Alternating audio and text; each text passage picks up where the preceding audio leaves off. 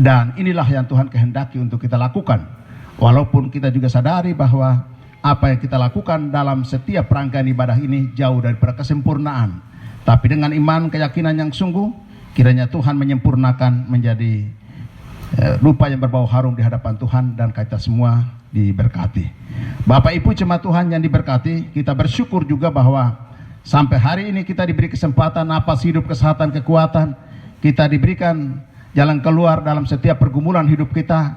Lebih daripada itu, kita diberi kesempatan untuk kembali membakar mezbah bersama-sama dengan umat Tuhan di segala tempat di hari Tuhan, hari kudus. Berapa rangkaian ibadah kita sudah lalui, dan tiba waktunya untuk bagi kita mendengarkan firman Tuhan. Oleh karena itu, marilah kita terus berkonsentrasi agar setiap hal yang Tuhan kehendaki terjadi dalam setiap rangkaian ibadah ini tidak berlalu begitu saja, tapi menjadi bagian yang Tuhan kehendaki dalam hidup ini, dan kita semua diberkati. Saya mengajak kita semua bersama-sama buka di dalam Perjanjian Lama. Kita buka di dalam kitab Sakaria. Sakaria pasal 1.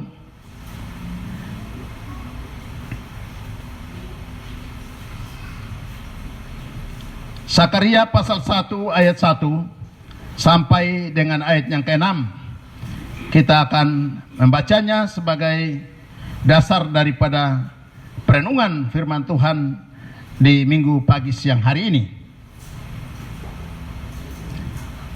Sakaria pasal 1 ayat 1 sampai dengan ayat yang ke-6. Untuk menghormati firman Tuhan, saya mengajak kita sekalian sekali lagi bangkit berdiri, dan kita akan baca bersama-sama. Saya akan membacakan judul, dan kemudian ayat 1 sampai ayat yang ke-6 kita baca secara bersama-sama.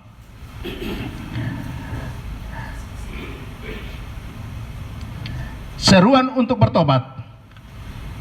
2, 3. Dalam bulan yang ke-8 pada tahun kedua zaman Darius, datanglah firman Tuhan kepada Nabi Sakaria bin Ido, bunyinya, sangat murka Tuhan atas nenek moyangmu. Sebab itu katakanlah kepada mereka, beginilah firman Tuhan semesta alam, kembalilah kepadaku. Demikianlah firman Tuhan semesta alam, maka aku pun akan kembali kepadamu, firman Tuhan semesta alam.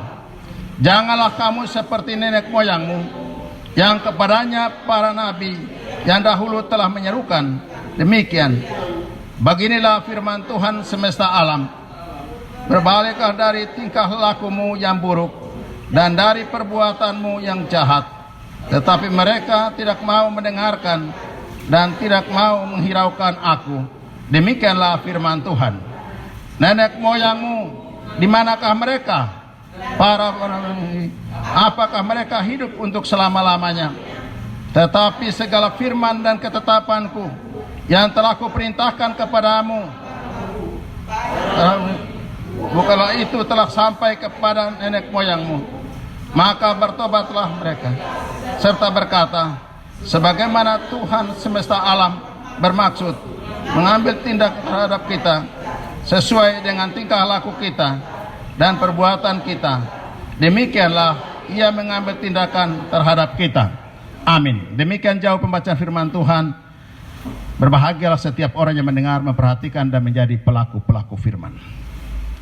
Bapak Ibu jemaat Tuhan yang diberkati, bacaan firman Tuhan ini saya memberikan tema terpanggil untuk bertobat dan meraih janji Tuhan. Terpanggil untuk bertobat dan meraih janji Tuhan. Bapak Ibu jemaat Tuhan yang diberkati, berbicara tentang pertobatan, berbicara tentang panggilan, saya ingin tegaskan lagi bahwa di dalam kekristenan kita mengenal dan mengakui ada 3 panggilan utama. Yang pertama adalah panggilan pertobatan, yang kedua panggilan melayani, dan yang ketiga panggilan untuk pulang ke rumah Bapa di sorga. Panggilan untuk bertobat, panggilan untuk melayani, itu kembali kepada respon manusia yang menyadari pentingnya panggilan ilahi dan mau mengakui atau mengikutinya. Sebelum sampai kepada panggilan ketiga, yaitu panggilan untuk pulang ke rumah Bapa di sorga, panggilan yang ketiga itu tidak ada tawar-menawar.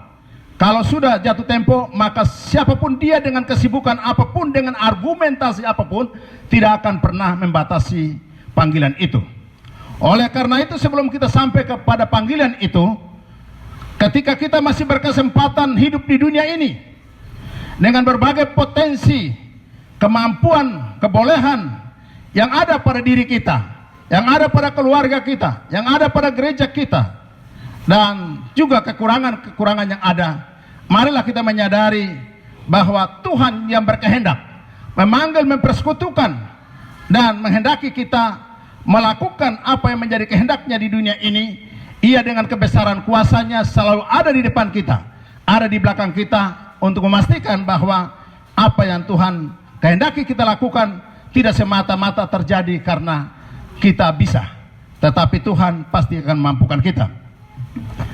Bapak Ibu jemaat Tuhan yang diberkati, kendati pun tiga panggilan itu kita pahami atau kita sadari, tetapi hari ini saya membatasinya sesuai dengan temanya, terpanggil untuk bertobat dan meraih janji-janji Tuhan.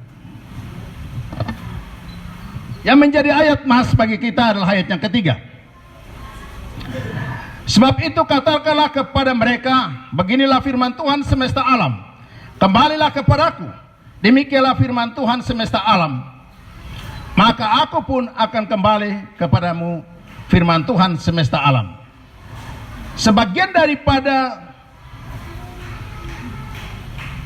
nubuatan ataupun firman Tuhan yang disampaikan oleh Nabi Zakaria tidak berbeda jauh daripada apa yang disampaikan oleh Nabi Hagai dalam kitab sebelum daripada Zakaria ini. Karena ketika orang Israel atau bangsa Yehuda dibuang dan kemudian berada pada masa pembuangan, mengalami berbagai dinamika, mengalami berbagai tantangan persoalan hidup, tiba waktunya di mana Tuhan bawa mereka kembali ke Israel. Dan ketika mereka kembali ke sana, ada misi, ada tugas, ada tanggung jawab yang Tuhan kehendaki untuk sisa-sisa bangsa Israel itu mereka harus selesaikan atau mereka kerjakan. Dan untuk mengerjakan hal itu, mereka diperingatkan dengan kesalahan-kesalahan, atau mereka diharapkan untuk berkaca kepada kegagalan daripada moyang mereka, daripada orang-orang tua mereka, ketika mereka dipanggil keluar dan mengalami kegagalan demi kegagalan, bahkan harus dibuang ke Babel. Itulah sebabnya dalam bacaan kita ini tersirat di sana bahwa ada hal-hal penting, hal-hal prinsip yang harus diperhatikan oleh orang Israel ketika pintu anugerah itu terbuka bagi mereka dan mereka dibawa kembali untuk memulai atau kembali memelihara persekutuan sebagaimana Tuhan kehendaki bagi umat pilihan. Itulah sebabnya dikatakan bahwa sebab itu katakanlah kepada mereka, beginilah firman Tuhan semesta alam, kembalilah kepadaku, demikianlah firman Tuhan semesta alam, maka aku pun akan kembali kepadamu. Bapak Ibu jemaat Tuhan yang diberkati, tadi saya katakan bahwa panggilan untuk bertobat, setiap kita yang ada di kolong langit ini, termasuk orang Kristen, termasuk pelayan Tuhan sekalipun, tidak ada yang sempurna. Ada begitu banyak hal yang dalam kelemahan, kekurangan, keterbatasan kita, bahkan kita seringkali bersembunyi di balik alasan-alasan untuk mengabaikan apa yang menjadi kehendak Tuhan di dalam hidup ini. Ada hal-hal yang Tuhan kehendaki kita kerjakan dalam kapasitas kita sebagai anak Tuhan, sebagai pribadi yang percaya kepada Tuhan, sebagai hamba Tuhan, ataupun dalam berbagai kesempatan yang Tuhan percayakan kepada kita. Kita mengabaikan itu. Oleh karenanya Tuhan pun membiarkan atau memberi kesempatan kepada kita untuk mengalami berbagai tantangan dan persoalan hidup. Bapak Ibu, hari-hari ini kalau kita mau cermati dengan baik, bukan hari semakin baik tapi hari semakin jahat. Hari semakin baik tapi hari semakin jahat. Dengan keadaan seperti itu, banyak juga orang Kristen yang tidak menyadari dan membiarkan hidupnya terbuai dengan berbagai situasi atau berbagai keadaan, bersembunyi di balik alasan. Bapak Ibu jemaat Tuhan yang diberkati, itulah sebabnya penting sekali panggilan pertobatan itu kepada kita.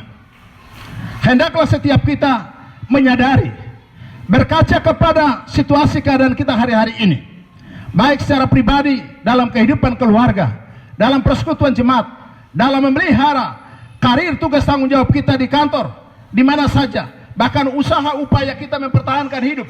Kita mengalami banyak kegagalan, kita mengalami banyak tantangan persoalan. Itu juga merupakan sebuah kesempatan bagi kita untuk merenungkan seperti apa seharusnya kita hidup, seperti apa seharusnya kita sebagai pengikut Tuhan. Komitmen kita sejauh ini seperti apa? Bapak Ibu, Tuhan tidak berbicara langsung kepada kita di hari-hari ini seperti zaman perjanjian lama, tetapi Ia berbicara kepada kita dengan berbagai tanda. Ia berbicara kepada kita dengan berbagai situasi keadaan yang kita hadapi hari-hari ini. Bagaimana dinamika yang kita hadapi dalam keluarga kita, anak-anak kita, suami kita, istri kita, keluarga-keluarga, bahkan karir dalam pekerjaan kantor kita, pekerjaan-pekerjaan kita, kebun-kebun yang kita kerjakan. Bapak Ibu, tadi saya katakan bahwa kitab Sakaria ini tidak berbeda jauh daripada Hagai.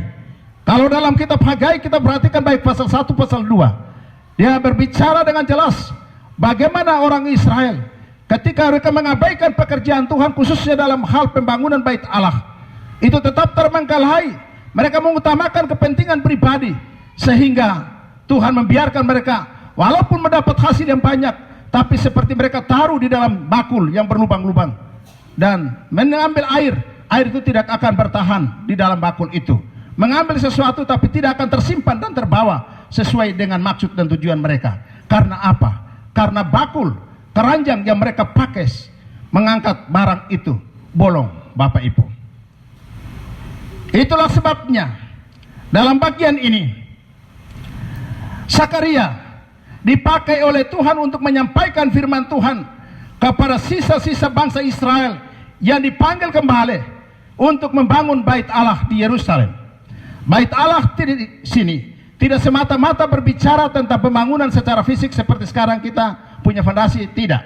Tapi salah satu itu. Lebih daripada itu adalah hidup kita sebagai bait Allah. Sejauh mana kita menyadari hidup kita ini tetap terpelihara dalam kekuatan kuasa Allah. Kita menyadari pentingnya hidup ini kita jalani dengan secara bertanggung jawab. Jangan membiarkan pengaruh-pengaruh lingkungan, jangan membiarkan pengaruh-pengaruh di mana kita berada menggerogoti potensi dalam diri kita dan mencuri masa depan kita, terutama anak-anak muda. Amin. Terutama anak-anak muda. Jangan biarkan masa depanmu itu terbelenggu ataupun dicuri dengan tipu muslihat iblis, dengan strategi iblis yang kemudian bekerja siang dan malam menyusahkan kehidupan kita.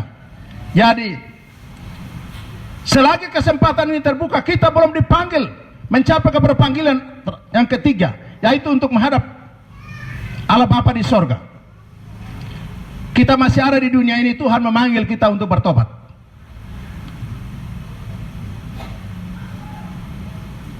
Saya tidak bermaksud untuk menghakimi kita, tetapi setiap orang hendaknya menyadari hal-hal yang selama ini dia pikirkan, dia katakan atau ucapkan, dan juga dia lakukan salah di hadapan Tuhan.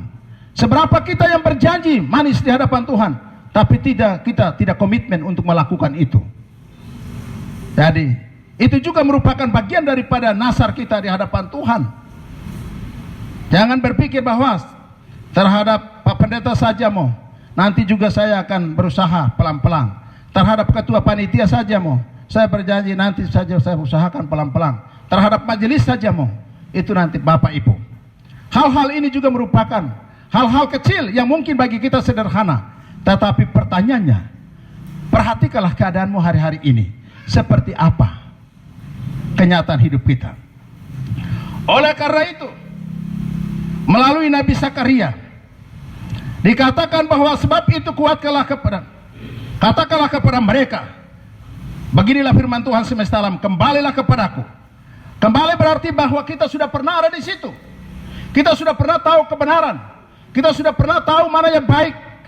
Tetapi dengan sengaja, dengan berbagai-bagai alasan, kita mengabaikan apa yang sesungguhnya menjadi prinsip dalam pengiringan kita kepada Tuhan. Dalam prinsip kekristenan kita abaikan dengan berbagai-bagai alasan. Dikatakan kembalilah. Bahkan dalam bacaan kita selanjutnya memberikan satu pelajaran berharga kepada kita. Janganlah kamu seperti nenek moyangmu yang kepadanya para nabi yang dahulu telah menyerukan demikian. Beginilah firman Tuhan semesta alam, berbaliklah dari tingkah lakumu yang buruk dan dari perbuatanmu yang jahat. Tetapi mereka tidak mau mendengarkan dan tidak mau menghiraukan aku. Demikianlah firman Tuhan. Nenek moyangmu, di manakah mereka? Dan para nabi, apakah mereka hidup untuk selama-lamanya?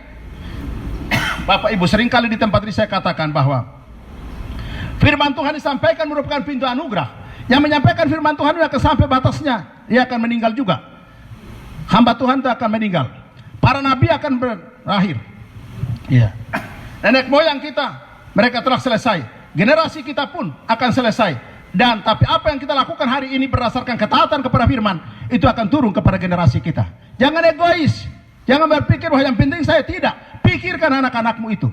Kesetiaan kita sungguh-sungguh memelihara janji Tuhan. Kesetiaan kita sungguh-sungguh memenuhi panggilan Tuhan itu akan hanya berdampak kepada kita selama kita hidup di dunia ini dan setelah kita mengakhiri kesempatan hidup.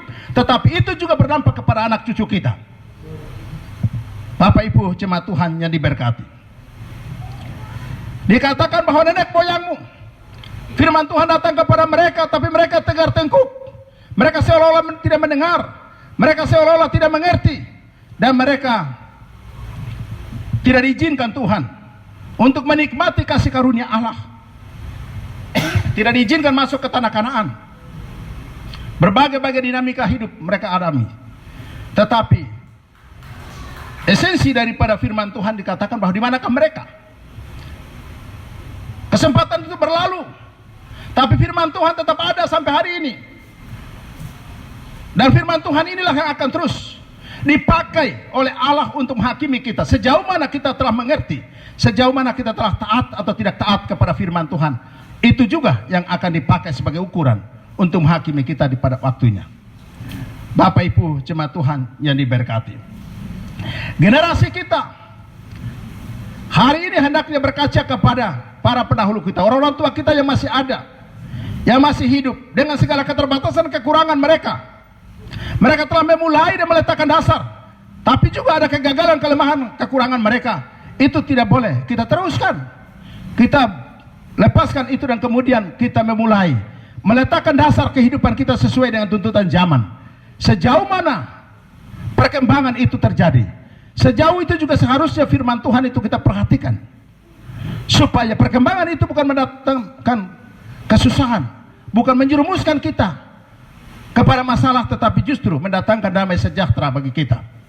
Bapak Ibu, tanah Papua hari-hari ini dibagi-bagi, di kapling-kapling. Pertanyaannya, semua niat baik pemerintah pusat untuk memberikan semuanya ini kepada kita, pintu anugerah, peluang-peluang ini kepada kita, seberapa banyak generasi kita yang siap untuk menerima itu dan menikmati? Sejauh mana? Seperti apa yang kita tanamkan hari ini, seperti apa yang kita perjuangkan hari ini, seperti itu juga hasilnya yang akan kita dapatkan. Tapi kalau hari ini kita santai-santai saja, kita mengejar hal-hal yang sifatnya sesaat saja, Bapak Ibu, ada hal-hal baik, ada hal-hal yang lebih berharga yang akan muncul di kemudian hari. Tapi kita akan menjadi penonton, kita akan menjadi orang-orang yang tidak berkesempatan. Itulah sebabnya firman Tuhan datang kepada Nabi Zakaria, yang kemudian diteruskan kepada orang Israel, tetapi juga kepada kita hari ini, untuk kita senantiasa memperhatikan ayat 5 dan seterusnya. Nenek moyangmu, di manakah mereka? Dan para nabi, apakah mereka hidup untuk selama-lamanya? tetapi segala firman dan ketetapanku yang telah kuperintahkan kepada hamba-hambaku, para nabi, bukankah itu telah sampai kepada nenek moyangmu? Maka bertobatlah mereka serta berkata, sebagaimana Tuhan semesta alam bermaksud mengambil tindakan terhadap kita, sesuai dengan tingkah laku kita dan perbuatan kita, demikianlah ia mengambil tindakan terhadap kita. Firman Tuhan tidak akan kembali dengan sia-sia. Sejauh mana kita taat akan teruji oleh waktu. Hari ini mungkin belum terlihat, besok mungkin belum, bulan depan mungkin belum, tahun depan mungkin belum. Tapi dengar, percaya bahwa Tuhan tidak akan gagal. Dia tetap membela firman-Nya. Seringkali saya sampaikan dan terus akan saya sampaikan bahwa sekecil apapun ketaatanmu pada firman Tuhan, sekecil apapun perbuatanmu berdasarkan ketaatan pada firman Tuhan, Allah pasti membela firman-Nya. Dan dia akan melakukan kebaikan pada waktunya, karena itu telah dijanjikan oleh Allah sendiri. Itulah yang terjadi bagi bangsa Israel. Sehingga Allah menyampaikan melalui Nabi Zakaria agar menyerukan kepada sisa-sisa bangsa Israel yang kembali ke Yerusalem, kembali ke Israel, untuk memperhatikan bagaimana mereka memperbaiki tingkah laku mereka, dan mereka mewujudkan kehendak Allah melalui pembangunan Yerusalem, melalui pembangunan Bait Allah, tetapi juga pembangunan hidup mereka agar berkelanjutan seperti yang dikehendaki oleh Tuhan. Hari Sabtu yang lalu, ketika kami ada di Maibrat, ya, ada urusan atau meluruskan kesalahpahaman yang terjadi di salah satu jemaat kita di sana. Saya sampaikan kepada mereka bahwa pembangunan Bait Allah itu memang sangat penting. Ya, bangun gereja dengan mewah itu memang penting. Tetapi lebih penting lagi kalau manusianya itu hidup berkualitas. Ya, saya sampaikan itu bukan berarti karena di sini punya gereja sudah lebih bagus dan kemudian kami di LSAD punya belum, kemudian saya membenarkan diri, tidak. Tapi dalam tanggung jawab sebagai ketua majelis daerah, saya katakan bahwa jangan kalian puas dengan gedung gereja yang bagus. Gedung gereja yang bagus di sepanjang jalan mulai masuk dari Serawan sampai di Kamros Manis itu bukan sedikit. Pertanyaannya, apakah gedung-gedung gereja yang bagus itu mencerminkan kualitas kehidupan manusianya? Itu menjadi persoalan. Tapi kita juga tidak boleh puas. Biar kita gereja belum dibangun, yang penting kita sifat sudah bagus. Tidak. Orang yang bangunannya bagus belum tentu sifatnya bagus. Tapi orang yang sifatnya bagus, orang yang sudah bertobat, sudah pasti dia akan mengutamakan pekerjaan-pekerjaan Tuhan, termasuk pembangunan itu. Jadi Bapak Ibu, keutuhan daripada umat Tuhan, keutuhan daripada persekutuan itu menjadi tanggung jawab kita bersama. Simbol-simbol organisasi, simbol organisasi itu pejabat, misalnya gembala, dan naik kepada ketua majelis daerah, wilayah, sampai ke ketua sinode, itu simbol organisasi. Kemudian bangunan gedung gereja dengan perabot-perabotnya, ya. Lalu yang ketiga, nama gereja, itu simbol-simbol. Barang-barang itu kelihatannya biasa, tapi itu menjadi simbol daripada kehadiran Tuhan. Kalau itu tercederai, itu terkoyak-koyak, maka itu mencerminkan sejauh mana iman dan kepercayaan kita kepada Tuhan. Ya. Gereja walaupun mungkin secara organisasi kelihatan kecil, tetapi kalau kita kompak dan memelihara sesuai dengan panggilan kehendak Tuhan, Tuhan pasti akan memberkati kita. Dan itu sebetulnya hari-hari ini sudah mulai nyata. Tuhan mulai menolong kita. Hanya kita saja yang tidak sadari, Bapak Ibu. Dan kita itu tanpa sadar seperti bangsa Israel, sisa-sisa bangsa Israel yang Tuhan bawa kembali. Kemudian Tuhan memberi perintah agar mereka bercermin, berkaca kepada kesalahan masa lalu, dan kemudian mereka memperbaiki diri, mereka membangun Bait Allah, dan mereka bertanggung jawab untuk memelihara hal-hal itu ke depan. Bapak Ibu jemaat Tuhan yang diberkati, penglihatan-penglihatan daripada Nabi Zakaria, dari penglihatan pertama sampai kepada penglihatan ke-8, itu semua berbicara tentang bagaimana Tuhan berjanji atau Tuhan siap menyatakan dirinya, membela umatnya apabila mereka kembali kepada jalan Tuhan. Mereka berkomitmen untuk mendahulukan Tuhan, maka Tuhan pun berjanji untuk setia memelihara mereka. Walaupun perubahan zaman, perubahan keadaan, situasi semakin hari makin mencekam, tetapi pemeliharaan Tuhan itu tetap selalu nyata dalam hidup ini. Bapak Ibu jemaat Tuhan yang diberkati, seperti kalau kita lihat di dalam pasal 2. Pasal 2 ayat 5 dikatakan begini. Sakaria pasal 2 ayat 5. Dan aku sendiri, demikianlah firman Tuhan, akan menjadi tembok berapi baginya di sekelilingnya, dan aku akan menjadi kemuliaan di dalamnya. Kemudian ayat yang ke-8. Sebab beginilah firman Tuhan semesta alam, yang dalam kemuliaannya telah mengutus aku mengenai bangsa-bangsa yang telah menjarah kamu. Sebab siapa yang menjamah kamu, berarti menjamah biji matanya. Kalau kita sudah berbalik, bertobat dan berketetapan hati untuk melakukan apa yang dahulu Tuhan taruh dalam diri kita, Tuhan berjanji untuk senantiasa memelihara kita. Bahkan dikatakan bahwa kita itu menjadi biji matanya. Barang siapa yang mencoba menyentuh kita, berurusan dengan Tuhan, karena kita adalah biji mata Allah. Pertanyaannya, siapakah kita sehingga kita menjadi biji mata Allah? Kita manusia biasa. Terus kenapa dijadikan biji mata Allah? Karena kita telah menyesali segala sesuatu yang kita lakukan tidak sesuai dengan kehendak Tuhan, dan berketetapan untuk memenuhi panggilan Allah. Yang pertama, panggilan pertobatan. Yang kedua, panggilan melayani. Sebelum yang ketiga itu terjadi, marilah kita menyadari bahwa hidup ini merupakan sebuah kesempatan. Kita tidak bisa baru melakukan sesuatu. Kita tidak bisa melakukan sesuatu yang lebih besar kalau kehidupan pribadi kita belum dipengaruhi. Kehidupan pribadi kita belum mengalami pertobatan sejati. Bapak Ibu, pertobatan sejati adalah perubahan sikap yang didasarkan pada kesadaran. Kita sadar bahwa itu salah, dan kemudian kita berani untuk melepaskan itu oleh karena ketaatan pada kehendak Allah. Dan kalau itu yang terjadi, maka Tuhan akan terus meneguhkan panggilan kita. Kita memang banyak kelemahan, kekurangan, keterbatasan. Tuhan akan setia memelihara kita sampai masa tuamu, sampai putih rambutmu. Allah berjanji untuk terus menggendongnya. Kalau bicara rambut putih begini, saya lihat Pak Maulana rambutnya putih semua nih, memang ini mahkota betul. Iya.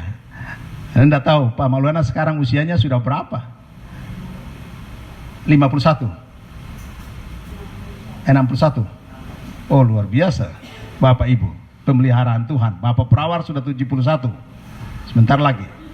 Iya. Bapak Soleman. Terus Pak De di belakang Pak Maulana 75. Pemeliharaan Tuhan. Kita tepuk tangan dulu untuk orang tua-tua kita. Walaupun mereka cuma sedikit orang yang ada, tapi mereka itu memberikan satu gambaran kepada kita. Apakah karena mereka itu suci dan kudus? Tidak juga. Orang tua kita banyak kelemahan, kekurangan juga. Tetapi ada komitmen yang jelas untuk senantiasa mengutamakan Tuhan. Maka Tuhan memeliharanya dengan indah sampai hari ini. Bahkan memberikan masa depan yang pasti, seperti janji Tuhan yang tergambar dalam penglihatan pertama, kedua, ketiga, keempat, kelima, keenam, sampai ke-8 tuh. Semua penglihatan itu menggambarkan tentang bagaimana komitmen Allah untuk tetap memelihara, menjaga, memberkati umat Tuhan yang menyadari kehidupannya, kelemahan, kekurangannya, dan membangun sebuah komitmen kembali kepada panggilan Allah, yaitu panggilan pertobatan. Kalau panggilan pertobatan kita sudah taati, maka Allah akan membawa kita kepada panggilan kedua, yaitu panggilan melayani. Banyak juga kita sebagai pelayan-pelayan Tuhan yang tidak menyadari bahwa orang yang dipanggil untuk melayani adalah orang yang sudah tuntas dalam panggilan pertama, yaitu panggilan pertobatan. Apakah dia sudah sempurna? Tidak juga. Memang ada kelemahan, kekurangan, jatuh, tapi jangan sampai tergeletak. Segera menyadari kesalahan dan kemudian kembali kepada jalan Tuhan. Dan panggilannya itu ditetapkan atau diteguhkan kembali untuk senantiasa tetap berdiri di hadapan Tuhan. Tetapi kalau kita tidak menyadari itu, maka lain cerita. Karena yang berjanji, yang memberikan petunjuk itu adalah Tuhan sendiri. Bapak Ibu jemaat Tuhan yang diberkati,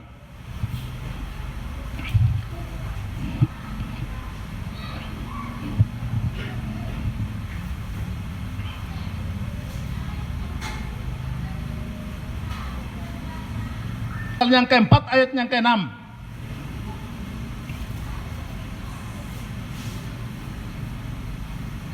Sampai ayat yang ke-9.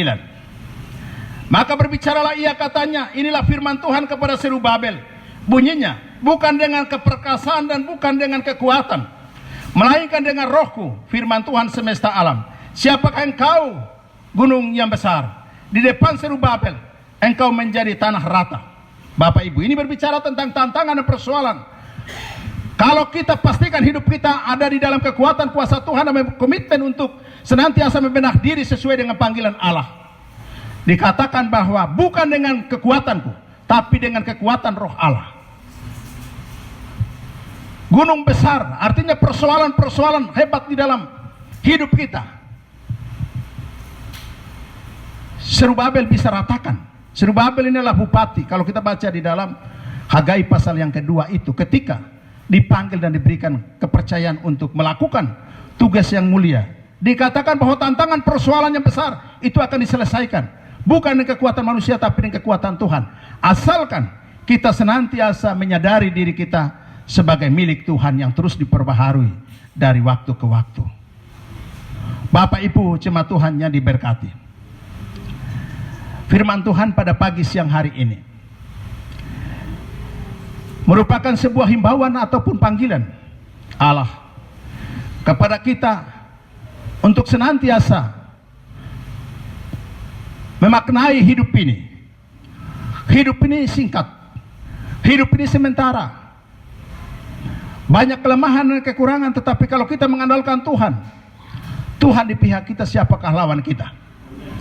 Jangan kita mengandalkan kekuatan sesat yang ada pada kita, kemudian kita memberontak ataupun melakukan hal-hal yang sifatnya hanya sesaat memuaskan mata orang yang melihat, telinga orang mendengar.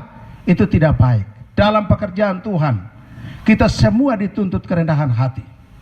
Baik hamba Tuhan, para pelayan-pelayan sampai kepada jemaat Tuhan, kita menjadi pribadi yang dipanggil Tuhan. Dipindahkan, kita berkesempatan untuk bisa bercermin kepada kegagalan-kegagalan para pendahulu kita. Dan kita membenah diri. Orang-orang tua kita, nenek moyang kita yang dulu menjadi penyembah berhala.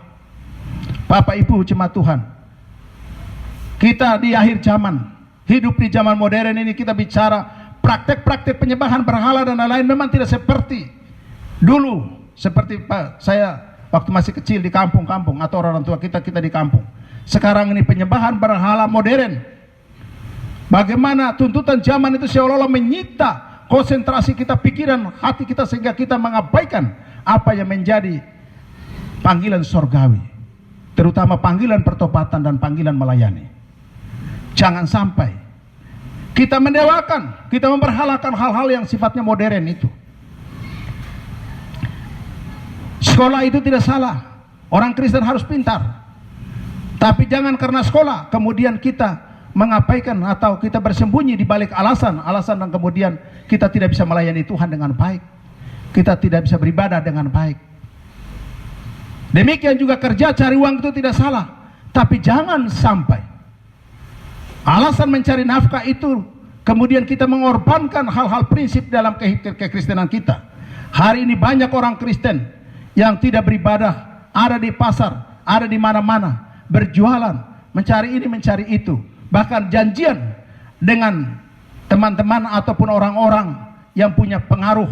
Mereka bertemu di restoran, di hotel, pada hari-hari dan pada jam-jam ibadah seperti ini. Dan itu semua seolah-olah mereka sibuk terlalu. Bapak Ibu jemaat Tuhan yang diberkati, itu berhala modern. Karena apa? Kita menjadikan itu sebagai tujuan utama, mengabaikan hal-hal yang dikehendaki oleh Tuhan. Nah, itu Tuhan tidak kehendaki. Itulah sebabnya Tuhan memanggil atau memberikan petunjuk-petunjuk kehidupan yang sukses, kehidupan yang dipulihkan itu melalui para nabi, baik Hagai maupun Zakaria, untuk menyampaikan panggilan pertobatan itu kepada bangsa Israel, tapi juga kepada kita yang mengaku diri orang Kristen, tapi kekristenan kita hari-hari ini tidak mencerminkan kualitas daripada Injil kerajaan Allah yang memiliki kuasa mengubahkan kehidupan yang telah masuk dan menjadi bagian kita. Kita tidak mencerminkan itu. Bapak Ibu jemaat Tuhan, kita menyanyi, kita klaim diri sebagai bangsa pilihan Allah, umat kepunyaan Allah.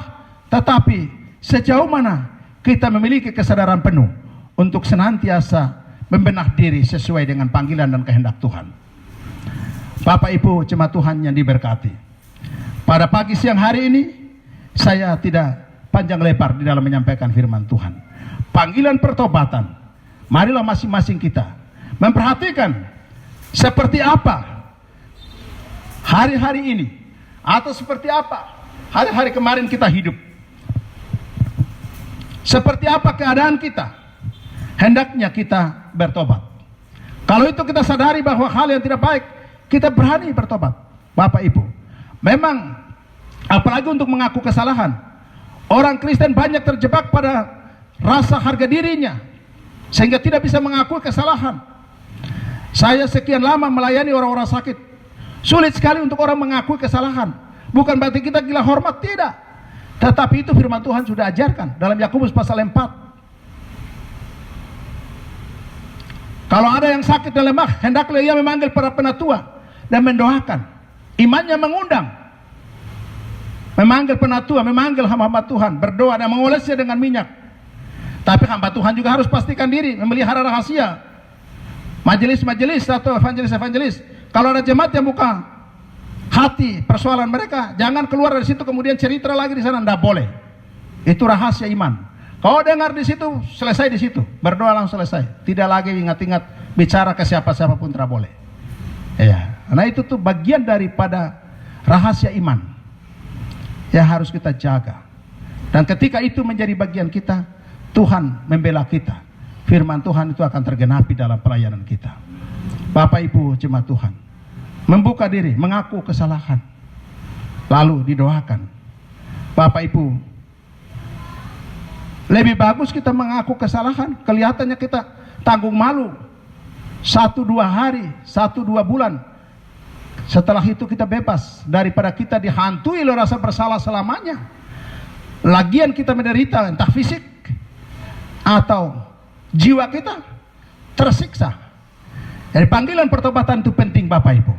Silakan berdoa kepada Tuhan, berkomitmen di hadapan Tuhan. Tapi kalaupun misalnya Anda berkesempatan untuk memanggil hamba Tuhan, silahkan. Tetapi dengan harus yakin, hamba Tuhan juga harus memastikan diri bahwa dia adalah utusan Allah, bukan utusan dunia.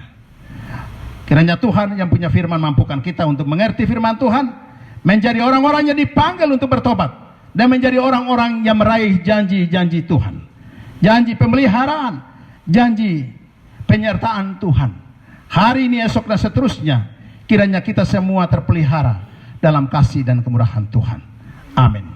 Kita berdoa mengucap syukur untuk kebenaran firman Tuhan.